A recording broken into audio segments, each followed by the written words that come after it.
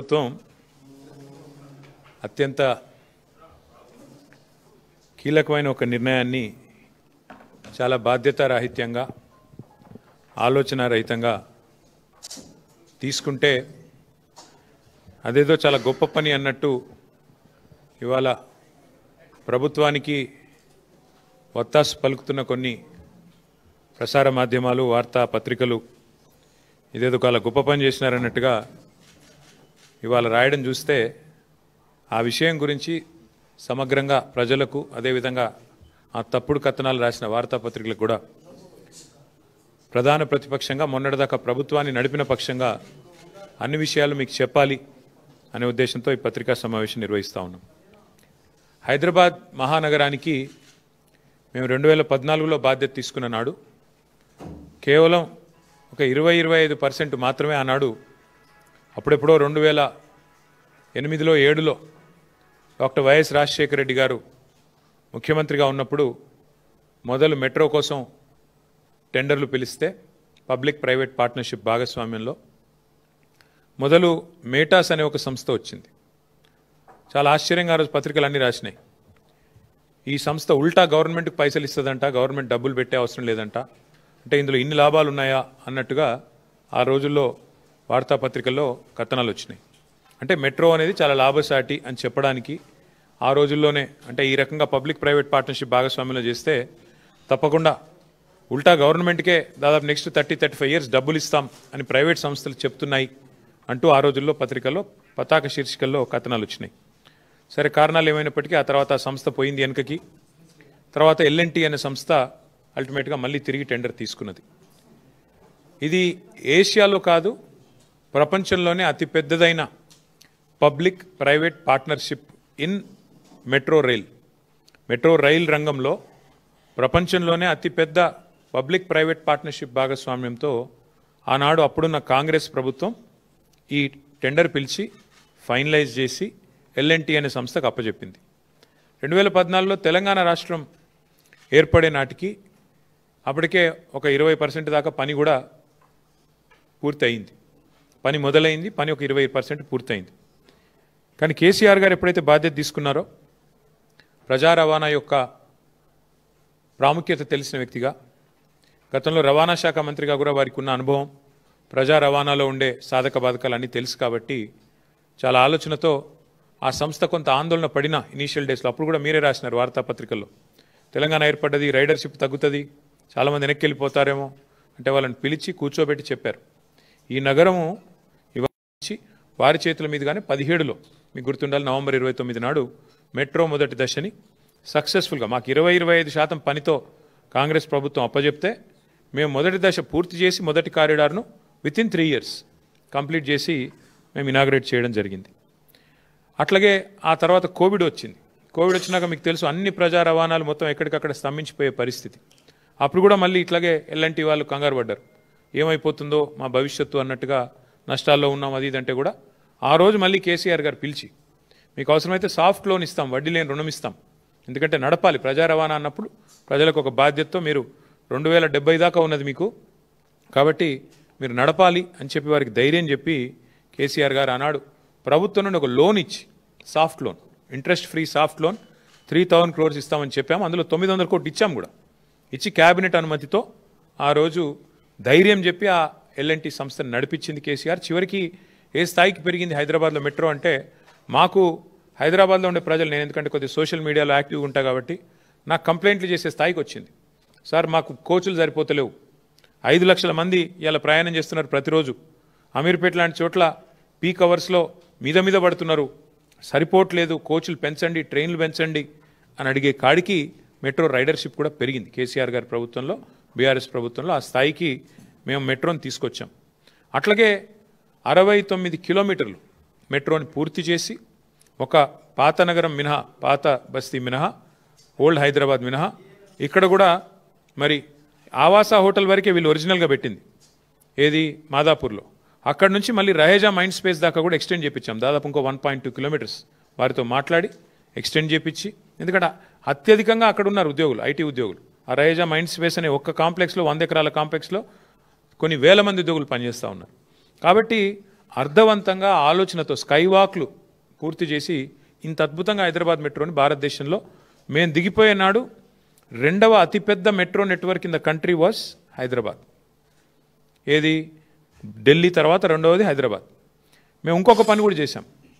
దిగిపోయే ముందు మేము సరిగ్గా ఒక 6 నెలల ముందు హైదరాబాద్ మిగతా అన్ని నగరాలకు కూడా భారతదేశంలో దాదాపు మెట్రో నగరాలకి ఎయిర్పోర్ట్ నుంచి సిటీకి మెట్రో ఉంది, ఎక్స్ప్రెస్ ఉంది, మన దగ్గర లేదు, ఇది ఆలోచన లేకుండా చేశారు అని చెప్పి కేసీఆర్ గారు ఒక నిర్ణయం తీసుకొని మరి ఎయిర్పోర్ట్ మెట్రో కూడా ఆనాడు మరి మైండ్ స్పేస్ నుంచి డైరెక్ట్గా శంషాబాద్కి ఏది ఓఆర్ఆర్ ఎంబడ తీసుకొని పోయేందుకు కూడా టెండర్ పూర్తి చేసినాం, శంకుస్థాపన చేసినాం. బ్రహ్మాండంగా మొత్తం టెండర్ పూర్తి చేసి ఎల్ఎన్టీ అనే సంస్థనే ఆ అవార్డు దక్కించుకున్నది. వాళ్ళు పని మొదలు పెట్టాలంతే. ఇంకా అద్భుతం ఏంటంటే ఏ మాటకు ఆ మాట ఆనాడు కాంగ్రెస్ ప్రభుత్వం డాక్టర్ రాజశేఖర రెడ్డి గారు ఎప్పుడైతే ఓఆర్ఆర్ నిర్మాణం చేశారో ఒక మంచి పని చేసినారు. అందులో ఏం చేసినారు, ఓఆర్ఆర్ చుట్టూతా మెట్రో రైల్ కారిడార్ కూడా స్థలం సేకరించి పెట్టినారు. అందుకే మేమేమనుకున్నామంటే మెట్రో అనేది రహేజా మైండ్ స్పేస్ నుంచి, ఎందుకంటే అక్కడ లక్షల మంది ఐటీ ఉద్యోగులు రావడం పోవడం ఓఆర్ఆర్ ఎట్లాగుంది కానీ విపరీతంగా పెరుగుతున్నది, చుట్టూ అపార్ట్మెంట్లు వస్తున్నాయి, అక్కడ విపరీతమైన ట్రాఫిక్ రద్దీ కూడా పెరుగుతున్నది. కాబట్టి ఇక్కడ నుంచి కేవలం ఎయిర్పోర్ట్ వరకే పోదు, అది మధ్యలో స్టాప్స్ కూడా ఉంటాయి. బుద్వేల్లో, శంషాబాద్లో, యువతల నార్సింగిలో ఇన్ని స్టాప్స్ ఉంటాయి, ఖాజాగూడలో. దానివల్ల ఏమవుతుంది, ఎవరైనా అవసరమైతే ఫైనాన్షియల్ డిస్ట్రిక్ట్లో పనిచేసే వాళ్ళు కానీ, రాయదుర్గంలో పనిచేసే వాళ్ళు కానీ, మైండ్ స్పేస్లో పనిచేసే వాళ్ళు కానీ శంషాబాద్లో ఉంటూ కూడా రోజు వచ్చిపోవచ్చు. ప్రజా రవాణా వాడుకుంటూ ఎయిర్పోర్ట్ కోసమనే కాదు, శంషాబాద్లో ఉండేవాళ్ళు కానీ. ఇప్పుడు ఏమైందంటే హైదరాబాద్లో మధ్యతరగతి ప్రజలకి మరి ధరలు ఎంత పెరిగిపోయినాయంటే ఇవాళ హైదరాబాద్లో ఒక ఫ్లాట్ కొనుక్కునే బదులు కొద్దిగా దూరం పోతే ఒక అర్ధగంట అవతలికి పోతే ఆడ చిన్న ఇల్లు దొరుకుతుంది 250 గజాలు 300 గజాలలో. అందుకే అట్లా ఆలోచించి చాలామంది దూర అవతలికి పోతున్నారు. సో అట్లా ఇవన్నీ ఆలోచించి హైదరాబాద్ విస్తరిస్తున్నది అనే ఆలోచనతో 37 కిలోమీటర్ల ఎయిర్పోర్ట్ మెట్రో ఎక్స్ప్రెస్ కూడా అంకురార్పణ చేసింది బీఆర్ఎస్ ప్రభుత్వం. ఇంత ఆలోచనతో ట్రాన్సిట్ ఓరియంటెడ్ డెవలప్మెంట్ ఉండాలి. ఎందుకంటే బుద్వేల్లో మనం ఆ ప్రభుత్వం ఉన్నప్పుడే, కేసీఆర్ ప్రభుత్వం ఉన్నప్పుడే అక్కడ భూమిని కూడా మేము ఆక్షన్ చేసాం, అక్కడ కూడా ఐటీ కారిడార్ తేవాలి అని. కాబట్టి అక్కడ కూడా ఒక స్టాప్ పెట్టినట్టయితే వచ్చిపోయేటోళ్ళు అక్కడ శంషాబాద్లో ఉన్నా, బుద్వేల్లో ఉన్నా, ఇంకొక ఫైనాన్షియల్ డిస్ట్రిక్ట్ ఇంకో ఐటీ కారిడార్ అక్కడ వస్తుంది. కాబట్టి ఇన్ని ఆలోచనలతో మెట్రోని విస్తరించాలి అని అక్కడ దాకా చేసినాం. దాంతోపాటు క్యాబినెట్లో మీకు యాదికి ఉండాలి, 1 కాదు 2 కాదు 400 కిలోమీటర్ల మెట్రో విస్తరణకు పచ్చజెండా ఊపింది కేసీఆర్ ప్రభుత్వం. గుర్తు తెచ్చుకోండి మీరు. మొత్తం ఓఆర్ఆర్ చుట్టూ 160 కిలోమీటర్లు, అట్లాగే ఇటు భువనగిరి దాకా, అటు సంగారెడ్డి దాకా, ఇటు షాద్ నగర్ దాకా, అట్లా ఇటు మన వికారాబాద్ దాకా అనుకుంటాను గుర్తుంటే, కడతాల్ వరకు, ఇక్కడ మహేశ్వరం కాన్స్టిట్యున్సీ కూడా కడతాల్ దాకా క్యాబినెట్ ఆమోదం కూడా ఇచ్చి దశల వారీగా చేసుకుంటూ పోతాం. ఒకటే రోజు చేస్తామని మేమేమి రంగుల కళ లాంటి సినిమా చూపెట్టలేదు. దశల వారీగా చేస్తాము. ప్రజా రవాణా అత్యంత ప్రాముఖ్యత కలిగింది. ఈ టర్ము ఖచ్చితంగా వస్తాము. ఈ టర్మ్లో మళ్ళీ ఒక 100-150 కిలోమీటర్లు చేసుకుంటాం. ఆ తర్వాత వచ్చే టర్మ్లో ఇంకింత అట్లా అనుకుని దశల వారీగా చేద్దామని ప్రణాళికలు రూపొందించాం. సరే, ఇట్లా మేము ప్రజా రవాణా విషయంలో ఆ మెట్రోను కాపాడుకుంటూ మరొక వైపు విస్తరణకు ఏర్పాట్లు చేసుకుంటూ ఎయిర్పోర్ట్కి ఏముండాలి, పాత బస్తీకి ఏముండాలి, ఇంకా ఎటువైపు ఏముండాలి, ఓఆర్ఆర్ చుట్టూతా డెవలప్మెంట్ ఎట్లా రావాలి, ఇంత సమగ్రమైన ఆలోచనతో ప్రణాళికతో మేము ముందుకు పోయినాం. ఈ ప్రభుత్వం వచ్చింది, మా ప్రభుత్వం పోయింది. డిసెంబర్లో 2023లో ఈ ప్రభుత్వం వచ్చింది. వచ్చి రాగానే రేవంత్ రెడ్డి గారు తీసుకున్న మొట్టమొదటి నిర్ణయం ఏందండి, అనాలోచితంగా బాధ్యతారాహిత్యంగా, నాకు తెలిసి మొదటిదో రెండోదో నిర్ణయం రాగానే ఎయిర్పోర్ట్ మెట్రో రద్దు. ఎందుకు రద్దు చేశారు అని ఎవరైనా అడిగితే ఆయన చెప్పిన కారణం కానీ ఇంకోటి కానీ ఎంత అనాలోచితం, ఎంత కుత్సితం అంటే అసలు అర్థము పర్థం ఏది లేదు. అప్పటికే టెండర్ అయిపోయింది, ల్యాండ్ అక్విజిషన్ కూడా చాలా పరిమితంగా ఉంది. ఎందుకంటే ఎప్పుడో కాంగ్రెస్ ప్రభుత్వం, మళ్ళీ చెప్తున్నాను నేను, కాంగ్రెస్ ప్రభుత్వమే ఆనాడు కట్టిన ఓఆర్ఆర్లో రాజశేఖర రెడ్డి గారి నాయకత్వంలో చుట్టూతా మెట్రో కారిడార్ పెట్టినారు. అందులో దాన్ని వాడుకుని జల్దీ కడదాం అనుకుంటే రాగానే ఫస్ట్ క్యాన్సల్. ఈ పాటికి అయిపోయేది ఎయిర్పోర్ట్ మెట్రో ఎక్స్ప్రెస్ కారిడార్, ఈ పాటికి 2 ఏళ్ళే దాని టర్ము, ఈ పాటికి అయిపోయేది. ఎందుకంటే అలా ల్యాండ్ అక్విజిషనే లేదు. స్ట్రైట్గా ఎట్ గ్రేడ్, మళ్ళీ అది కూడా పిల్లర్లు వేసేది కూడా అవసరం లేదు. ఎట్ గ్రేడ్ అంటే భూమి మీదనే వేసుకుంటూ వెళ్ళిపోవచ్చు. ఎంత వేగంగా అంటే అంత వేగంగా చేయొచ్చు. ఇది మా ఎజెండా ఉండే. రాగానే ఫస్ట్ నిర్ణయం రద్దు ఎయిర్పోర్ట్ మెట్రో. ఎందుకు? పిచ్చి ఆలోచనలు, కేటీఆర్ భూములు ఉన్నాయట మధ్యలో, ఇక ఇట్లాంటి పిచ్చి ఆలోచనలతో ఈయన రాగానే ఫస్ట్ నిర్ణయం ఎల్ఎన్టీకి కొట్టిన దెబ్బ రద్దు. వాళ్ళు పోయి అడిగినారు, సార్ ఇది టెండర్ అయిపోయింది, మాకు అవార్డు అయింది, దయచేసి సహకరించండి అంటే నథింగ్ డూయింగ్, గెట్ అవుట్, అని చెప్పి ఎలగొట్టిండు. ఆడికెళ్ళి పంచాయతీ మొదలైంది ఎల్ఎన్టీకి, రేవంత్ రెడ్డికి. ఇప్పుడు ఏంది పరిస్థితి? ఏం జరుగుతున్నది అసలు ఈరోజు రాష్ట్రంలో? ఎంత దుర్మార్గమైన ప్రభుత్వం నడుస్తున్నది అంటే, ప్రపంచంలో ఎక్కడా కూడా ఒక పెట్టుబడిదారుడు ఒక డబ్బు పెట్టాలంటే, రూపాయి పెట్టాలంటే 10 సార్లు ఆలోచించుకొని పెడతారు ఎక్కడైనా సరే. అంటే అక్కడ వ్యవస్థ బాగుందా లేదా, ప్రభుత్వం బాగుందా, పాలసీ బాగుందా, బిజినెస్ కంటిన్యూటీ ఉందా, పాలసీ కంటిన్యూటీ ఉందా, లేకపోతే మళ్ళీ రెడ్ వచ్చే మొదలాడు అన్నట్టు కొత్తోడవడం వస్తే మళ్ళీ మొదటికెళ్ళి మొదలవుతుందా, ఏంది అని ఆలోచించుకొని ఎవరైనా కూడా జాగ్రత్తగా పెడతారు. అట్లాంటిది ఇవాళ ఈ ముఖ్యమంత్రి గారి అహంకారపూరిత వైఖరి, ఈ ముఖ్యమంత్రి గారి యొక్క ఏకపక్షమైన నియంతృత్వ పోకడలతో ఎల్ఎన్టీ లాంటి సంస్థ ఎంత ఇబ్బంది ఎదుర్కొంది అంటే, ఇప్పటికీ ఒక ప్రముఖ సంస్థ, అదేం చిన్న ఆషామాషి సంస్థ కాదు, ప్రపంచంలోనే పేరెన్నిక కలిగిన ఒక ఇన్ఫ్రా కంపెనీ, అది పబ్లిక్ లిస్టెడ్ కంపెనీ. ఇంకా వాళ్ళకు 2070 దాకా ఉంది ఇక్కడ లీజు. హైదరాబాద్ మెట్రోది పీపీపీలో 2070 దాకా ఉంది వాళ్ళకు, ఇంకా 45 ఏళ్ళు ఉంది. ఫస్ట్ క్వశ్చన్ ఏంటంటే, ఇవాళ ఎందుకు ఎల్ఎన్టీ అనే సంస్థ ఇక్కడ నుంచి వెళ్ళిపోయింది? దానికి ముఖ్యమంత్రి గారు, రాష్ట్ర ప్రభుత్వం సమాధానం చెప్పాలి. నెంబర్ 1, మా క్వశ్చన్ ఎందుకు పోయింది, ఎందుకు మీరు పంపించిండ్రు అర్ధాంతరంగా, ఏ కారణం చేత ఆ సంస్థ ఇక్కడ నుంచి నిష్క్రమించింది? కరోనా కష్టకాలం ఎదుర్కొన్నది, నష్టాలు వస్తే ఎదుర్కొన్నది, రాష్ట్ర విభజన తర్వాత ఏదో రైడర్షిప్ తగ్గుతుందనే అపోహలను తట్టుకొని నిలబడ్డది. ఇన్నిటి తర్వాత ఇలా సంస్థ వెళ్ళిపోయే పరిస్థితి వచ్చింది. హైదరాబాద్ ఉజ్వలంగా, ఒకవైపు మీరే చెప్తున్నారు కదా తెలంగాణ రైజింగ్ రైజింగ్ అని, మరి అంత రైజింగ్ అంటే ఎందుకు పారిపోయే పరిస్థితి వచ్చింది ఎల్ఎన్టీ చెప్పాలని చెప్పి నేను ముఖ్యమంత్రిని కోరుతున్నాను. అట్లాగే ఇంకొక మాట కూడా, ఇది ఇట్లా ఇంత పెద్ద సంస్థ అర్ధాంతరంగా తెలంగాణ నుంచి నిష్క్రమించడం అంటే, ఇది ఒక హైదరాబాద్కి మాత్రమే కాదు, మొత్తం తెలంగాణ రాష్ట్రానికి, పెట్టుబడుల స్వర్గధామంగా ఉన్న తెలంగాణ రాష్ట్రానికి ఇది ఒక మాయని మచ్చగా మేము భావిస్తూ ఉన్నాం.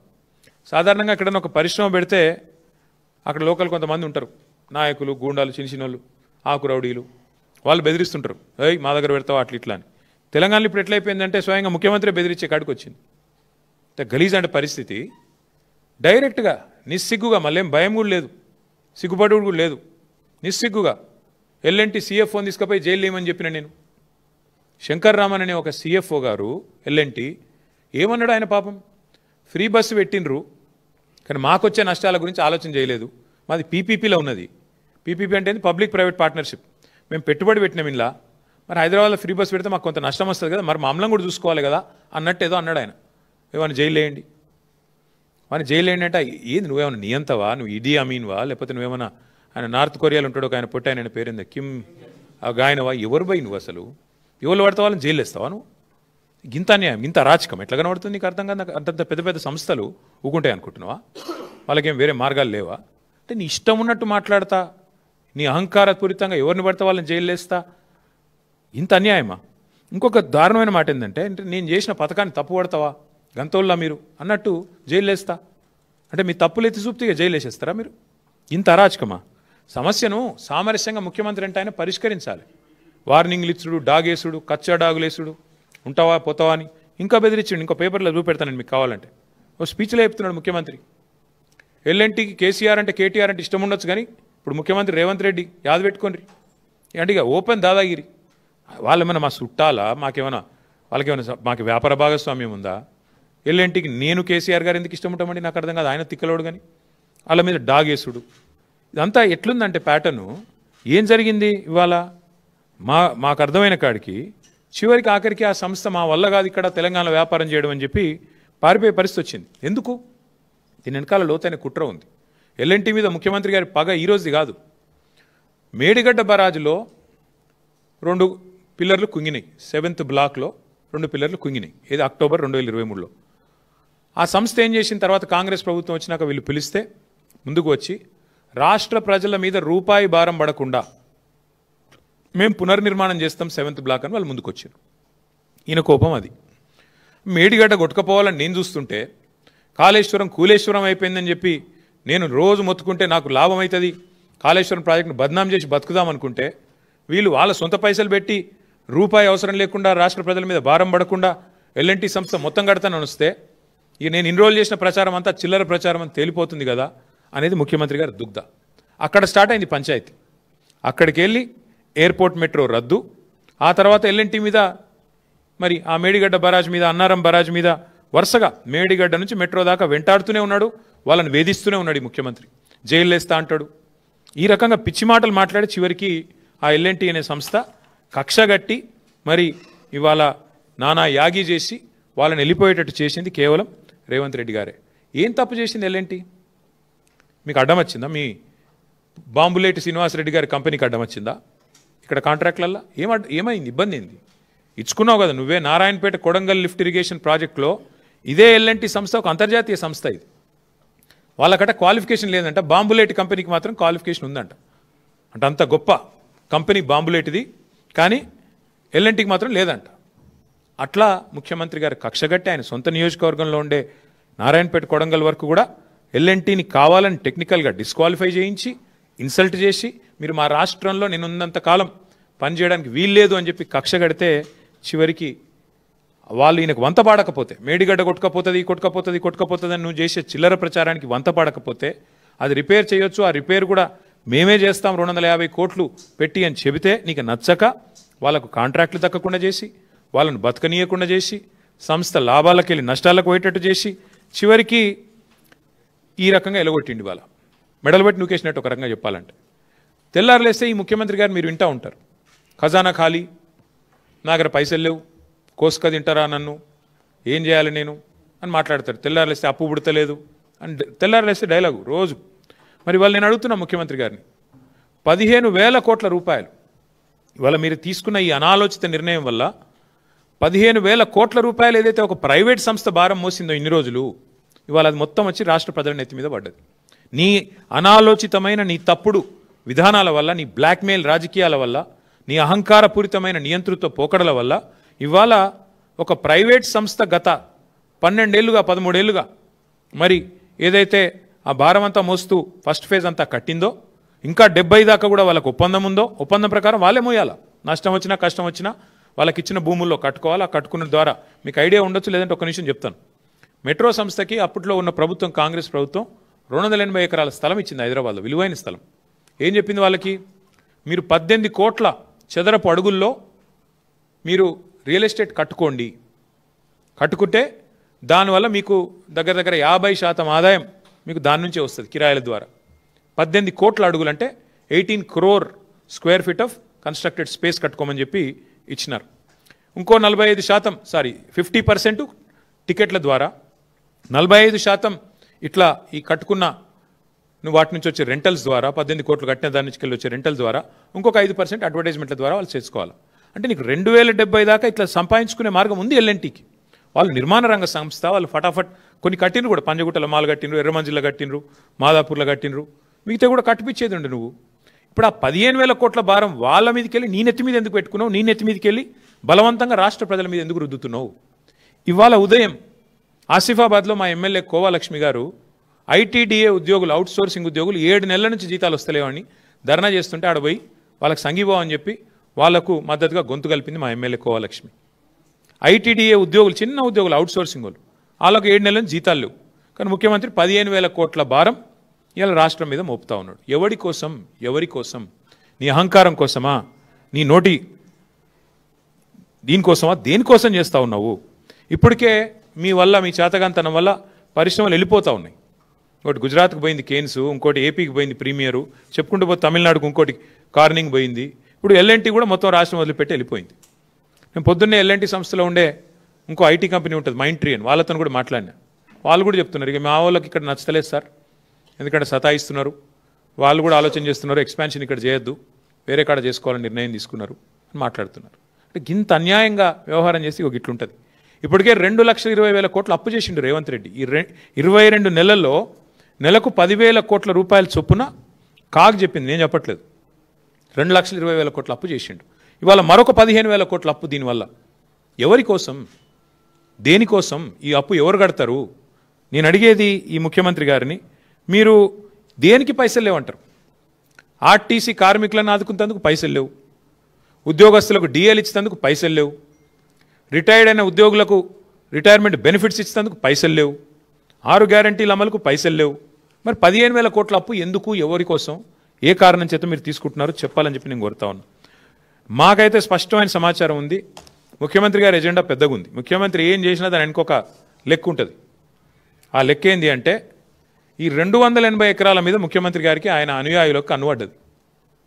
ఈ 280 ఎకరాలు ఏదైతే ప్రభుత్వం మెట్రోకి ఇచ్చిందో వాటిని వాపస్ తీసుకోవడం వల్ల ఏమైందంటే ఆ ల్యాండ్స్ అన్నీ అయితే అమ్ముకోవచ్చు వాళ్ళ ఫ్రెండ్స్కి ఫ్యామిలీకి, ఫ్రెండ్స్ అండ్ ఫ్యామిలీ బెనిఫిట్ స్కీమ్లో ఇష్టం వచ్చినట్టు అడ్డికి పావుషేర్ అమ్ముకోవచ్చు, లేదా ఇంకెవరికైనా వాళ్ళకు దగ్గరగా ఉండే కొన్ని సంస్థలకు, ఇక మీకు తెలుసు వాళ్ళు ఎవరో నేను చెప్పని పేర్లు చెప్తే మళ్ళీ మీరు కొంతమంది లైవ్లు ఇవ్వలేరు, మీ బాధ నాకు తెలుసు, కాబట్టి వాళ్ళకు అమ్ముకోవచ్చు. ఇది ఆయన ఎత్తుగడ. 280 ఎకరాలు ఇవాళ ఆ రకంగా అమ్ముకోవాలన్నది వారి ఆలోచన. అట్లాగే కొన్ని మాల్స్ ఉన్నాయి కట్టి, ఇక ఆ మాల్స్ని ఏం చేస్తారో, వాటిని ఎవరెవరికి రాసుకుంటారో, అడ్డగోలు దోపిడీకి ఎట్లా తెరదీస్తారో మీరు చూస్తారు. 20 నెలల్లో ఒక ఇటుక పెట్టలేదు, ఒక యూరియా బస్తా ఇవ్వలేదు, కానీ 15,000 కోట్ల అప్పు మాత్రం మోస్తాం అని చెప్పి. ఇంకా విచిత్రం ఏంటంటే నాకు చాలా ఆశ్చర్యం అనిపించింది. చెప్పేటోళ్ళకి లేదు కానీ రాష్ట్రాలకు అయితే ఉండాలి కదా. ప్రభుత్వ చేతికి మెట్రో, ఇన్ని రోజులు ప్రభుత్వం చేతిలో కాకపోతే ఎవరి చేతిలో ఉంది మెట్రో? కొద్ది రాసేటప్పుడు చూసుకొని ఆలోచించుకొని రాయాలి కదా. పీపీపీ అంటే ఏంటి? Public private partnership. Metro is always been with government. ఇప్పుడు ఓఆర్ఆర్ మీద ఎవడో పనికి మళ్ళీ రాస్తాడు, ఓఆర్ఆర్ ప్రైవేట్ వాళ్ళకి అమ్మేసిండ్రు, అనేటోడు అంటాడు రాష్ట్రాలకు ఉండాలి కదా. అమలే స్వామి లీజు, అది లీజే ఇది లీజే. జిఎంఆర్ ఎయిర్పోర్ట్ కూడా లీజ్ మీదే ఉంది, మళ్ళీ అల్టిమేట్ గవర్నమెంట్కే వస్తుంది. ప్రజల సంపద అది రేవంత్ రెడ్డిదో కేటీఆర్దో ఇంకొకరిదో వ్యక్తుల సంపద కాదు. ఓఆర్ఆర్ అయినా లీజ్కే ఇచ్చాము, మెట్రో కూడా మనం లీజ్కి ఇచ్చిందే కాంగ్రెస్ ప్రభుత్వం, జిఎంఆర్ ఎయిర్పోర్ట్ను కూడా ఆనాడు చంద్రబాబు గారి ప్రభుత్వం లీజ్కి ఇచ్చింది. కాబట్టి ఇవన్నీ కూడా లీజులు తప్ప ఇది ఎవరో అమ్మినరు, ఇంకొరెవరో తిన్నారు, అవన్నీ డబ్బులు వెనకాల వేసుకున్నారు, ఇట్లాంటి పనికిమాలిన మాటలు కరెక్ట్ కాదు. కానీ ఇవాళ రేవంత్ రెడ్డి గారి నిర్వాహకం ఎంత దరిద్రం అంటే, ఈ 15,000 కోట్ల అప్పు, అనవసరపు అప్పు రుద్దుతుంటే దాని మీద అందంగా రాస్తారు ఏమని, ఇదేదో మెట్రో తిరిగి స్వాధీనం చేసుకున్నది ప్రభుత్వం, ఇన్ని రోజులు ఏదో ప్రైవేట్ వ్యక్తుల చేతుల్లో ఉన్నట్టు. ఇంకా విచిత్రం ఏంటంటే, ఈ ఎల్ఎన్టీ సంస్థను తెల్లారలేస్తే ముఖ్యమంత్రి గారు దునమాడుతుంటారు, మేడిగడ్డ ఇట్లా చేసినారు, అసలు నారాయణపేట కొడంగల్కి వీళ్ళు పనికిరారు అని. మరి వాళ్ళే ఏఐసీసీ ఆఫీస్ కూడా కట్టిరు ఢిల్లీలో, ఎల్ఎన్టీ. అది తెలియదు పాపం ఆయనకి, డబ్బులు ఈయనే పంపిండు, కానీ పాపం పేమెంట్ ఎవరు చేసిండ్రో ఆయనకు తెలియదు.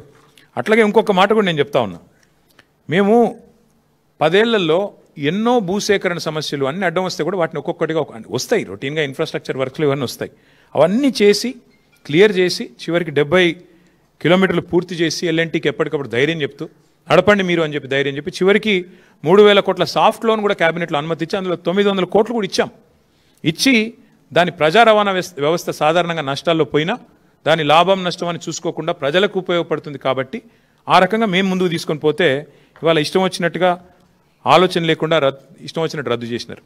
ఇంకా విచిత్రమైన ఒక మాట చెప్తాను మీకు, ప్రజా రవాణా పట్ల ముఖ్యమంత్రి గారికి ఉన్న అవగాహన గురించి.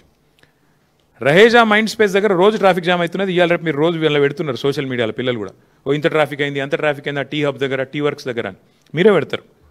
కొంతమంది నన్ను తిట్టేటోళ్ళు కూడా ఉన్నారు అందులో కింద, ఎప్పుడు ట్రాఫిక్ జామ్ అయినా ఇంకా కూడా నన్ను తిడుతున్నారు. సరే అది ఓకే. వాస్తవం ఏంటంటే ఈ ఎయిర్పోర్ట్ మెట్రో వస్తే అది ఉండేది కాదు, సమస్య కొంత ఉపశమనం లభించేది. ముఖ్యమంత్రి గారికి అది ఇష్టం లేదు, రహేజా మైండ్ స్పేస్ నుంచి ఎయిర్పోర్ట్కి పోయే మెట్రో ఇష్టం లేదు. కానీ ఎక్కడికి కావాలంటే తెలుసా, Shamshabad to future city. Future లేని ఫ్యూచర్ సిటీకేమో మెట్రో కావాలంట ముఖ్యమంత్రి గారికి. అద్భుతంగా ప్రజెంట్లో ఇవాళ ఎక్కడైతే విపరీతమైన ట్రాఫిక్ రద్దీతో అల్లాడిపోతున్నారో హైదరాబాద్ ప్రజలు, దాన్ని మాత్రం బొందబెట్టిండు సక్సెస్ఫుల్గా. గింత తెలివినది ముఖ్యమంత్రి గారికి. అట్లాగే ఇంకొక మాట కూడా నేను అడుగుతా ఉన్నా ముఖ్యమంత్రి గారిని, అయ్యా ముఖ్యమంత్రి గారు మీరు పెద్ద పెద్ద మాటలు చెప్తున్నారు, మేము తీసేసుకుంటాం, టేక్ ఓవర్ చేసేస్తాం, ప్రభుత్వం తీసుకున్నది అని ఇలా బ్యానర్ పెట్టిన వార్తాపత్రికలను కూడా అడుగుతున్నా. ప్రభుత్వం తీసుకున్న ప్రజా రవాణా ఆర్టీసీ ఉద్యోగులందరినీ మేమే మా గవర్నమెంట్ ఉన్నప్పుడే విలీనం చేసినాం ప్రభుత్వ ఉద్యోగులుగా. ఈరోజు ఆర్టీసీలో పరిస్థితి ఏంటండి? ఈ ప్రభుత్వం కాంగ్రెస్ ప్రభుత్వం వచ్చినాక ఆర్టీసీ ఉద్యోగులను విలీనం చేస్తూ కేసీఆర్ ప్రభుత్వం చర్యలు తీసుకున్నా, నిర్ణయం తీసుకున్నా, జీవో ఇచ్చినా ఈ రోజు వరకు అపాయింటెడ్ డే ఇయ్యలే ఈ ముఖ్యమంత్రి, ఈ ప్రభుత్వం కాంగ్రెస్ ప్రభుత్వం. ఆర్టీసీలో ఇప్పటివరకు ఒక నియామకం చేయలే మీరు. అందుకే డ్రైవర్లకు కండక్టర్లకు ఇలా విపరీతమైన పనిభారం పెరిగింది, ముఖ్యంగా ఫ్రీ బస్ పెట్టినాక. ఒక్కొక్కరు 12 గంటల నుంచి 16 గంటలు పనిచేస్తున్నారు నాన్ స్టాప్గా ఆర్టీసీలో. పనిభారం ఒత్తిడి కారణంగా శారీరక సమస్యల వల్ల, గుండెపోటు లాంటి విషయాల వల్ల కూడా, సమస్యల వల్ల కూడా చాలామంది చచ్చిపోతున్నారు. చిన్న చిన్న కారణాలకు గత 20 నెలల కాలంలో 600 మందిని ఉద్యోగాల నుంచి తొలగించినారు. వాళ్ళు పాపం లేబర్ కోర్టుల చుట్టూ తిరుగుతున్నారు. ఆర్టీసీలో యూనియన్లను పునరుద్ధరిస్తామని మాట ఇచ్చినారు, ఇంకా చాలా చెప్పారు. కానీ ఈరోజు వరకు ఒక్కటంటే ఒకటి పని చేయలేకపోగా ఇంకేం చేస్తున్నారు మీరు? ఎలక్ట్రిక్ బస్సులు కూడా ఆర్టీసీకి ఇస్తలేరు, ప్రైవేటైజేషన్ చెప్పి ఇవాళ ఇచ్చేస్తూ ఉన్నారు. ప్రైవేట్ వ్యక్తులకు ఇచ్చి డ్రైవర్, కండక్టర్, మెకానిక్ సిబ్బందిని తీసేసే ప్రయత్నం చేస్తూ ఉన్నారు. ఉన్న ఆర్టీసీనే ఫినిష్ చేసే ప్రయత్నం చేస్తున్నారు. ఇక పండుగలు వచ్చినాయంటే చాలు, మళ్ళీ రేపు దసరా వస్తుంది కదా, మీరు చూడండి, మహిళకు ఫ్రీ, పురుషుడికి డబుల్. అది ఎక్కడ లెక్కనో నాకైతే తెలియదు. మరి పండుగలకు ఎవరైనా గిఫ్ట్లు ఇస్తారు? రేవంత్ రెడ్డి గారు ఇట్లాంటి గిఫ్ట్, రిటర్న్ గిఫ్ట్ ఇస్తున్నాడు. ఏంటిది? ఏ పండుగ అయినా, రంజాన్ అయినా, బక్రీద్ అయినా, క్రిస్మస్ అయినా, దసరా అయినా పక్కా తోఫా అయింది మీకు, డబల్ ఆర్టీసీ ఛార్జీలు. మీరు చూడండి, రేపు మళ్ళీ టికెట్లు దయచేసి తెలంగాణ ప్రజలు చూడాలని చెప్పి కోరుతా ఉన్నాను నేను. ఒక్క ఎలక్ట్రిక్ బస్సుల వల్ల ఈ ముఖ్యమంత్రి తీసుకున్న నిర్ణయం వల్ల ఉన్న ఆర్టీసీ దాదాపు 20,000 మంది ఉద్యోగాలు పోయే పరిస్థితున్నది. మహాలక్ష్మి కారణంగా నష్టాలు వస్తున్నాయని ఆర్టీసీ సంఘాలు చెప్తుంటే, కార్మికులు చెప్తుంటే, వాళ్ళకి ఇవ్వాల్సిన బకాయిలు ఇస్తలేరు. ఉన్న ఆర్టీసీనే నడిపే ముఖం లేదు నీకు. నెల నెల ఆర్టీసీకి 600 కోట్లు ఇచ్చే ముఖం లేదు. 15,000 కోట్లు తీసుకొని ఎట్లా మోస్తావు నువ్వు మెట్రో అని చెప్పు నాకు. ప్రజలకు కనీసం సమాధానం ఇవ్వండి. నేను ఇంకొక మాట కూడా మిమ్మల్ని అడుగుతా ఉన్నా దయచేసి. ఇట్లాంటి కీలకమైన నిర్ణయం తీసుకున్నప్పుడు ఏ ప్రభుత్వం అయినా 15,000 కోట్ల భారం మోయాలి అంటే ఒక క్యాబినెట్ సబ్ కమిటీ వేస్తారు, కొంత చర్చిస్తారు, అధికారులతో, స్టేక్ హోల్డర్స్తో అందరిని పిలిచి మాట్లాడతారు, అర్థం చేసుకుంటారు, తర్వాత క్యాబినెట్ తీసుకుపోతారు, క్యాబినెట్లో చర్చ పెడతారు, అధికారుల కమిటీలు వేస్తారు. ఇదేం లేదు, చెట్మంగ్ని ఫట్షాది. నేను పొద్దున ముఖ్యమంత్రికి అనిపించింది, సాయంత్రం వరకు ఒడగొట్టాలి. జూబ్లీహిల్స్ ప్యాలెస్లో కలవడ్డది అర్ధరాత్రి, తెల్ల వరకు ఒడిచిపోవాలి. అంతేనా? ఇక చెట్మంగ్ని ఫట్షాది అని ఏం ఆలోచన లేదు, పాడు లేదు. నేను అడుగుతున్నా ముఖ్యమంత్రి గారిని, 15,000 కోట్ల రూపాయలు అప్పు ఎవరు కడతారు? నువ్వు ఎట్లాగో 2 నెలల్లో పోతావు, తర్వాత ఎవరు కట్టాలా? ఎవరి మీద వేసిపోతావు? అట్లాగే ఇది ఎఫ్ఆర్బిఎం పరిధిలోకి రాదా ఈ అప్పు? కేంద్ర మంత్రులు 2 ఉన్నారు ఇక్కడ. మెట్రో యాక్ట్ ఉంది, సెంట్రల్ యాక్ట్. అసలు మీరు కేంద్ర ప్రభుత్వానికి ఇన్ఫర్మేషన్ అని ఇచ్చిండ్రా? ఇట్లా చేస్తున్నామని, పీపీపీలో ఉన్నదాన్ని మీరు తీసుకుంటున్నామని చెప్పినరా? ఒక పబ్లిక్ సెక్టర్ అండర్టేకింగ్ కంపెనీ పెడతారా? ఈ 15,000 కోట్ల రుణం ఎట్లా మోస్తారు? రోజు నువ్వే కథలు చెప్తుంటావు కదా, నెలకు ఇంత మిత్తి కడుతున్నా, అంత మిత్తి కడుతున్నాను. అఫ్కోర్స్ కాగ్ చెప్పింది అనుకోండి, ముఖ్యమంత్రి చెప్పేది తప్పు. నెలకు 6,000 కోట్లు కాదు, నెలకు కడుతుంది 2,200 కోట్ల అప్పే మిత్తి అని చెప్పి కాగ్ చెప్పింది. కానీ ఎల్ఆర్లేసి అబద్ధాలు చెప్తా ఉంటారు. ఇదెవరు కడతారు? ఈ 15,000 కోట్ల అప్పు ఎవరు కడతారు? ఎందుకు ఇప్పటికే తెచ్చిన 2,20,000 కోట్ల అప్పు చాలదన్నట్టు మళ్ళొక 15,000 కోట్ల అప్పు ఎవరి మీద మోపుతున్నారు? ఎందుకు మోపుతున్నారు? ముఖ్యమంత్రి గారు చెప్పాలి. అట్లాగే ఆర్టీసీ ఇప్పటికే నష్టాల్లో ఉందని మీరే చెప్తున్నారు, నెలకు 600 కోట్లు కడుతున్నామని చెప్తున్నారు. మరి దీనికి సంబంధించిన నష్టాలు ఎంత మెట్రోకి? ఇక్కడ పత్రికలు ఒక్కో రకంగా వస్తుంది. నెలకు 300 కోట్ల నష్టం అని ఒకరు రాస్తున్నారు, కాదు 600 కోట్ల నష్టం అని ఇంకొకరు రాశారు ఈరోజు. కాబట్టి మరి 600, 300 నష్టాల విషయంలో అని అధ్యయనం చేశారా? మరి దాన్ని ఎట్లా నడుపుతారు? భూములు అమ్ముతారా? అసలు ఆ భూములు మీ చేతికి వచ్చినాయా? ఆ మాల్స్ నమ్ముతారా? మీ అనుయాయులకు ఆల్రెడీ డీల్స్ అయిపోయినాయా? ఇవన్నీ కూడా ప్రజల మనసులో ఉన్న ప్రశ్నలు. తప్పకుండా ఈ విషయంలో కేంద్ర ప్రభుత్వం కూడా స్పందించాలి. కేంద్ర మంత్రివర్గంలో ఉన్న 2 మంత్రులు కూడా ఇక్కడ ఉన్న వాళ్ళు స్పందించాలి. ఎందుకంటే ఇది ప్రజా సొమ్ము. అదేమి రేవంత్ రెడ్డి గారిదో, లేదా బీజేపీదో, లేదా బీఆర్ఎస్దో కాదు. ప్రజల సొమ్ముకు ధర్మకర్తలు మనందరం. 1 రూపాయి ఖర్చు పెట్టాలన్నా మనం డెఫినెట్గా 2 సార్లు ఆలోచించాల్సి ఉంటుంది. కాబట్టి ఈ విషయంలో కేంద్ర ప్రభుత్వం కూడా స్పందించి వెంటనే విచారణకు కూడా అవసరమైతే ఆదేశించాలి. పారదర్శకత లోపించింది మొత్తం విధానంలో. పొద్దున అనుకున్నారు, సాయంత్రం అయిపోయింది. సాయంత్రం 2 షేక్ హ్యాండ్లు ఇచ్చుకొని చాలువాలు కప్పుకొని స్టేట్మెంట్లు ఇస్తే నడవదు. అందరూ స్టేక్ హోల్డర్స్ని అవసరమైతే పిలవాలా, అఖిల పక్షాన్ని పిలవాలా, అవసరమైతే శాసనసభను పిలవాలా, అవసరమైతే క్యాబినెట్లో చర్చించి నిర్ణయం తీసుకోవాలి. కానీ ఈ రకంగా ఇష్టం వచ్చినట్టు 15,000 కోట్ల అప్పు మేము మాకు అప్పజెప్పిపోయిన 20% పూర్తయిన మెట్రోను మేము పూర్తి చేసి ఒక అసెట్ని మీ చేతిలో పెట్టిపోతే మీరు 15,000 కోట్ల లయబిలిటీని ప్రజల మీద రుద్దుతామంటే చూస్తా ఊరుకోవడానికి బీఆర్ఎస్ రెడీగా లేదు. Will definitely take it to the people of Hyderabad. ఎందుకంటే ఇది హైదరాబాద్ ప్రజలతో మీరు చేస్తున్న దోకా. ఇది హైదరాబాద్ ప్రజలకు మీరు 15,000 కోట్ల రుణం ఏదైతే రుద్దుతున్నారో ఒక ప్రైవేట్ వాడికి తీసుకొని, నేను ఇవాళ ఇంకా విచిత్రం, ఈ నిర్ణయం ప్రకటించగానే ఎల్ఎన్టీ స్టాక్ 3 రెట్లు పెరిగిందంట, 3% పెరిగిందంట. ఇప్పుడే చూస్తా ఉన్నాను ఇక్కడికి వచ్చేటప్పుడు 3% ఎల్ఎన్టీ స్టాక్ పెరిగింది. మరి వాళ్ళకి లాభం వస్తుంది స్టాక్ పెరిగితే, నీకేమొచ్చింది రాష్ట్రానికి? మీరు చెప్పండి నాకు. రాష్ట్ర ప్రభుత్వానికి వచ్చిన లాభం ఏంది నిర్ణయం వల్ల? ప్రైవేట్ వాడు వదిలించుకున్నాడు, నీకు అంటగట్టిండు, నువ్వు వాళ్ళ చేతిలోనే ఉండి నడిపించేది మేము నడపలేదా 10 ఏళ్ళు? నువ్వు కూడా అట్టే నడపాల్సింది. వాళ్ళ కాంట్రాక్చువల్ ఆబ్లిగేషన్ ఉంది. ఏ కారణం చేత, ఏ లోపాయికారి ఒప్పందం చేత, ఏ ముడుపుల కోసం, ఏ కమిషన్ల కోసం, వేటి కోసం రేవంత్ రెడ్డి గారి నిర్ణయం తీసుకున్నారు? సమాధానం చెప్పాలి. భూముల కోసమా, ముడుపుల కోసమా? అందుకే ఈ విషయంలో పారదర్శకత లోపించింది కాబట్టి కేంద్ర ప్రభుత్వం కూడా జోక్యం చేసుకోవాలని మేము డిమాండ్ చేస్తున్నాం. అట్లాగే మిగతా సెంట్రల్ మెట్రో యాక్ట్ ఉంది, స్టేట్ మెట్రో యాక్ట్ ఉంది, వాటికి అనుగుణంగా ఇది జరగలేదు. డెఫినెట్గా ప్రజల దగ్గరికి పోతాం. అవసరమైతే ఇంకా ఏ రూపంలో ముందుకు పోవాలో నిపుణులతో చర్చించి, పెద్దలతో చర్చించి నిర్ణయం తీసుకుంటాం. ఈ ప్రశ్నలన్నిటికీ ప్రభుత్వం నుంచి సమాధానం వస్తుందని ఆశిస్తున్నాం. రాకపోతే వారిని వదిలిపెట్టాం. ప్రశ్నిస్తూనే ఉంటామని మీకు తెలియజేస్తాం. మీకేమైనా డౌట్ ఉందా? భూములు అమ్ముకోవాలి, రేవంత్ రెడ్డి గారు ఏం చేసినా దాని వెనకాల ఒక స్కీమ్ ఉంటుంది. ఆ స్కీమ్ వెనకాల స్కామ్ ఉంటుంది పక్కా. ఇది ఆయన పేరుకి ముఖ్యమంత్రి కానీ ఆయన దందా బ్లాక్మెయిల్ కాబట్టి మీరు చూస్తారు కదా. నేను ఇంకోటి కూడా ఇదేమో ఇప్పుడు నేను చెప్పించాలి ఒక విషయం, ఇంకో పెద్ద విషయం కూడా ఇంకో 4-5 రోజుల్లో చెప్తాను. నేను ఇంకో కార్పొరేట్ సంస్థను కూడా ఎట్లా బ్లాక్మెయిల్ చేస్తారో అది కూడా చెప్తాను, ఆధారాలతో సహా చెప్తాను.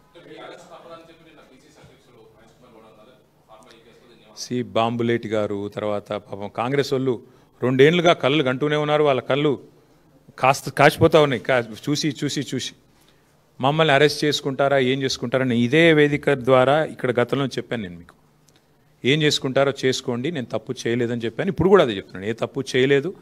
ఎంత ధైర్యం ఉంటే నేను ఒక మంత్రిగా పనిచేసిన వాడిని 10 ఏళ్ళు లై డిటెక్టర్ టెస్ట్ తీసుకుంటాను అని చెప్పాను. రేవంత్ రెడ్డి గారు కూడా తీసుకుంటారా అని అడిగాను. ఆయన మీద ఏసీబీ కేసు ఉంది, నా మీద ఏసీబీ కేసు ఉంది, రండి అని చెప్పాను. ఇప్పుడు కూడా మళ్ళీ అదే ఆఫర్ ఇస్తున్నా. ఇట్లాగే కెమెరాలు పెట్టండి, ఒక 10-15 లై డిటెక్టర్ టెస్ట్ నేను మీ కెమెరాల ముందు తీసుకుంటా. నేను తప్పు చేయలేదు. నిజాయితీకి ధైర్యం ఎక్కువ. సరే దానికి కొంతమంది అహంకారం అనొచ్చు కాక, కానీ నేనేమంటానంటే అల్టిమేట్గా నేను తప్పు చేయలేదు కాబట్టి నాకు ఆ ధైర్యం ఉంది. కానీ ఇది అప్రస్తుతం, అనవసర విషయం. అరెస్ట్ చేసుకుంటారా ఏం చేసుకుంటారో వదిలేయండి, నాది పెద్ద ఇష్యూ కాదు. నన్ను అరెస్ట్ చేస్తే ఆయన కొంత పైశాచిక ఆనందం వస్తుంది కావచ్చు, అది కూడా ఓకే. కానీ మేము వదిలిపెట్టాం కాంగ్రెస్ పార్టీని. 4,000 రూపాయలు ముసలోళ్ళకి ఎప్పుడు ఇస్తావు? 2,500 ఆడబిడ్డలకు ఎప్పుడు ఇస్తావు? స్కూటీలు ఎప్పుడు ఇస్తావు? తులం బంగారం ఎప్పుడు ఇస్తావు? నువ్వు ఎన్ని డైవర్షన్ గేమ్లు ఆడినా మేము మాత్రం అదే పట్టుకుంటాం. మా ఇష్యూ చిన్నది. మమ్మల్ని అరెస్ట్ చేసుకుంటారా, కేసులు పెడతారా, ఏం చేస్తారా, అదోకే. మేము ప్రజల తరపున అడుగుతూనే ఉంటాం, వదిలిపెట్టాం.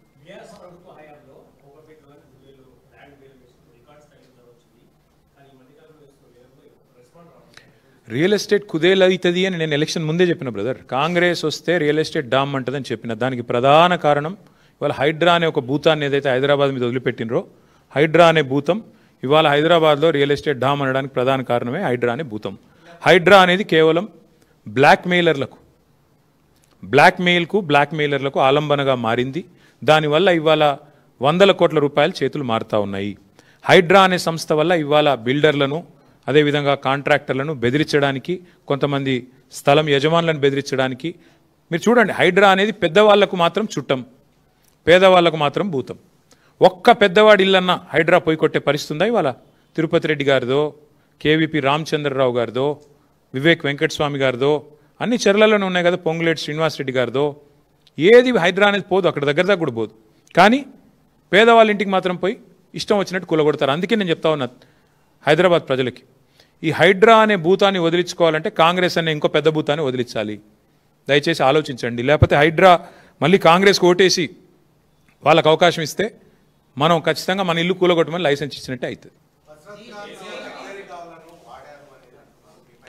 సో మాకు ఎంత విచిత్రం అంటే బ్రదర్, మేమేమో ప్రజల సమస్యలు మాట్లాడతాము, యూరియా గురించి మాట్లాడతాము, గ్రూప్ 1లో జరిగిన సమస్యల గురించి మాట్లాడతాము. ఇది ఏది ఆర్ఎస్ బ్రదర్స్ ఎవరు మాట్లాడరు. వాళ్ళకి కావాల్సింది ఏంది? కేటీఆర్ ఏ కార్లో తిరుగుతున్నాడు, తప్పు చేస్తే కేసు పెట్టి నేను వద్దంటలేదు కదా, నేను తప్పు చేయలేదని చెప్తున్నా ఓపెన్గా. ఏందన్న తప్పు చేస్తే ఇద్దరు ప్రభుత్వాల్లో ఉన్నారు కదా, కేంద్రంలో మీరున్నారు, రాష్ట్రంలో వారున్నారు. పెట్టండి, ఏం కేసులు పెడతారో పెట్టండి, ఏం విచారణలు చేస్తారో చేయండి, మాకు అభ్యంతరం లేదు. ఇవన్నీ ఇప్పుడు అన్ని పోతే ఎల్ఎన్టీది ఎక్కడ పోద్దాం?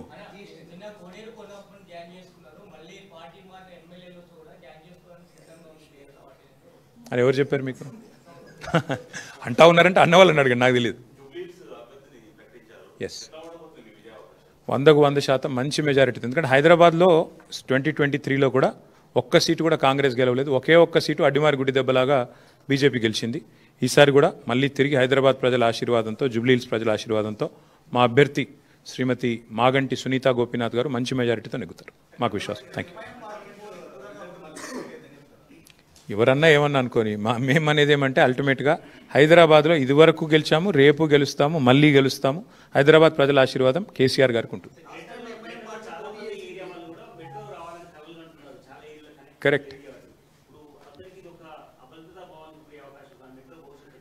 భయ, నేననేది ఒకటే. ఇప్పుడు 15,000 కోట్ల భారం ఏదైతే రేవంత్ రెడ్డి గారు మీ మీద పెట్టారో దాని గురించి ముందుగా సమాధానం చెప్పనండి ప్రభుత్వాన్ని.